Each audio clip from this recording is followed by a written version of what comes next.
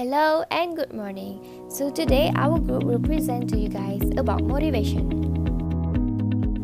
Motivation is a process that gives behavior energy and direction.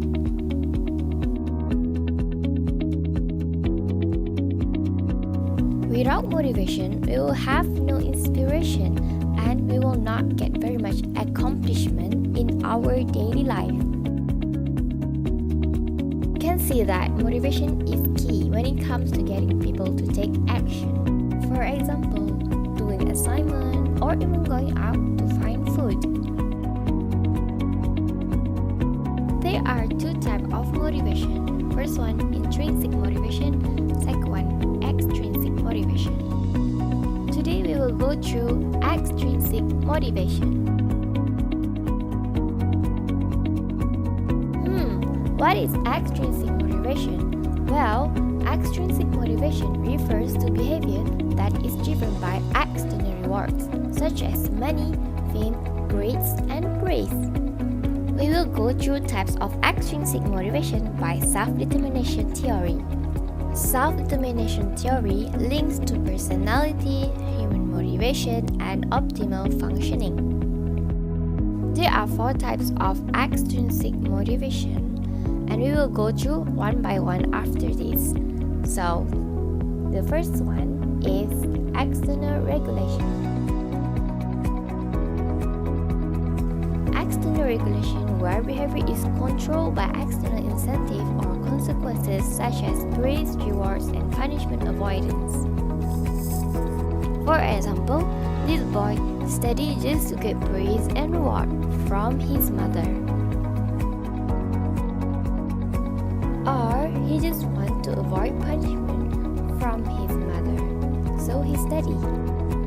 Externally regulated behaviors are only performed in the presence of specific external contingencies, such as controlling teachers, strict school requirements, or pressure from peers. In the absence of these contingencies, individuals will not remain engaged in the activity, will eventually quit or abandon the activity, or will not be able to persist when the tasks become more difficult. Now we are going to talk about introjected regulation. Introjected regulation involves taking in but not truly accepting or self-endorsing other people's demands to think, feel, or behave in a particular manner. It is motivation from an internalized pressuring voice. Introjected regulation inspires an individual to enact a behavior not because he wants to, but because he fears not to, out of sense of obligation. The person, acting as a proxy for the external environment, emotionally rewards themselves for performing other defined good behavior, such as feeling proud, and emotionally punishes themselves for performing other defined bad behavior, such as feeling shamed or guilty. Partial internalization occurs, but the internalization is kept at a distance instead of being really integrated into the self in an authentic and uncoerced way. The telltale sign that only partial internalization has occurred is because the person feels such high tension and pressure in carrying out the introjected motivated behavior. The person carries another person's prescriptions inside their head to such an extent that the interjected voice generates the motivation to act. For example, a person who goes to church every Sunday because he fears a negative effect in the afterlife or the negative reaction of his peers at a church event, he doesn't necessarily find enjoyment in the service itself.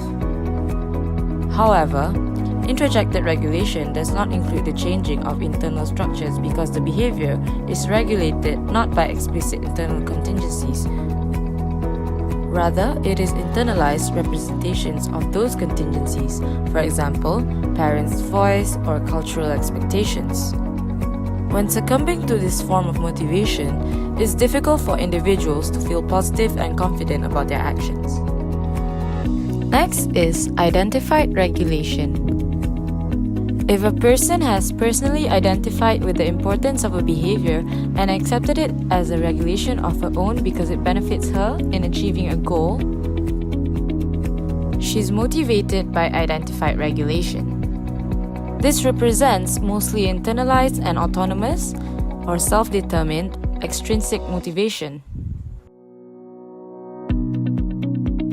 The person voluntarily accepts the merits and utility of a belief or behavior because the way of thinking or behaving is seen as personally important or useful.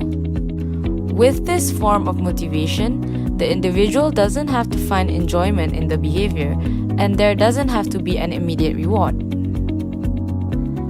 The person also isn't motivated by guilt or shame. They simply recognize that a behavior is beneficial towards their development and adopts that behavior as their own. For example, if an athlete comes to believe that extra practice on their backhand is important, the motivation to practice are extrinsic but freely chosen. Extra work in tennis is extrinsic because these behaviors are instrumental to other aims. Yet they are freely chosen because they are perceived to be useful and valuable for one's life. Exercise and cooperation provide two additional examples of identified regulation. Many people exercise religiously and cooperate freely with others, not because they enjoy jogging or sharing, but because they value what such behaviors can do for them and for their relationship with others. External regulation may be for a more immediate positive reward, while identified regulation is used to achieve an end that affects an individual's personal well-beings and desires. And now, we will be talking about integrated regulation. So what is integrated regulation? According to Ryan and Deci, integrated regulation is a process through which individuals fully transform their identified values and behaviors into the self. Integrated regulation is the most autonomous type of extrinsic motivation in which the drive for the behavior does not come from others but it comes from within the person itself. Integrated regulation also shares the same qualities as intrinsic motivation and can be easily mistaken as each other, whereby the similarity is that the behavior is not driven by others. The difference lies in the goal or reason of doing the behavior. For example, you're walking on the street and you see a piece of trash on the side of the street you're walking at. If you pick up the trash because of your intrinsic motivation, it might be because you feel joy of cleaning or you hate looking at garbage. Meanwhile, if your behavior is driven by integrated regulation, you would pick up the trash not because you feel joy by it, but because you feel like your actions define who you are, and who you are is a person that values the environment and you want the environment to be clean. This means that the difference in goal is that the goal of integrated regulation is for extrinsic purposes, while the goal for intrinsic motivation is for intrinsic purposes. Integrated regulation also involves developmental process because it involves an introspection process where a person does a self-examination of themselves. Introspection is done to identify new ways of thinking, feeling, and behaving to be in congruence or to be in harmony with existing ways of thinking, feeling, and behaving, which then leads to the creation of new values or solidifying existing values. Integrated regulation is the most self-determined type of extrinsic motivation, and it is also associated with the most positive outcomes such as pro-social development and positive psychological well-being. The question is, does integrated regulation works? According to a study done in University of Quebec by McClellan and Customway in 2017, they found out that the behavior done by integrated regulation is maintained for a longer period of time than behavior done by other types of extrinsic motivation.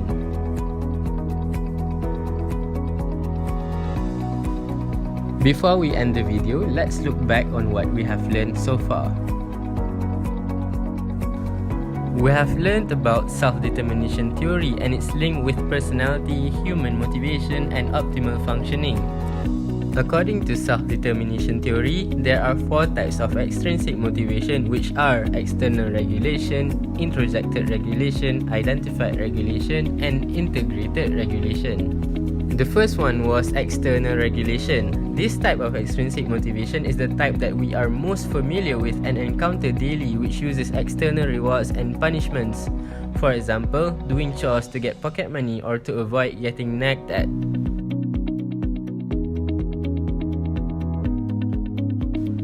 The next one we have learned is about introjected regulation. It is a type of motivation where a person behaves in a certain way only because we want to feel proud and avoid feeling guilt.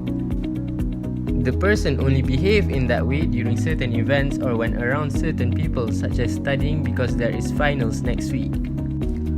Third, we have learned about identified regulation. Identified regulation is when a person behaves in a certain way due to them feeling that the behavior is important or useful, such as doing homework, because he feels like the question in the homework would make him more prepared to take final exam. Lastly, we learn about integrated regulation. It is the most self-determined extrinsic motivation. Integrated regulation is when the behavior is done because of the values of the person on the external environment, such as giving food to people because you don't want to see others being hungry. This concludes the video about types of extrinsic motivation. Thanks for watching.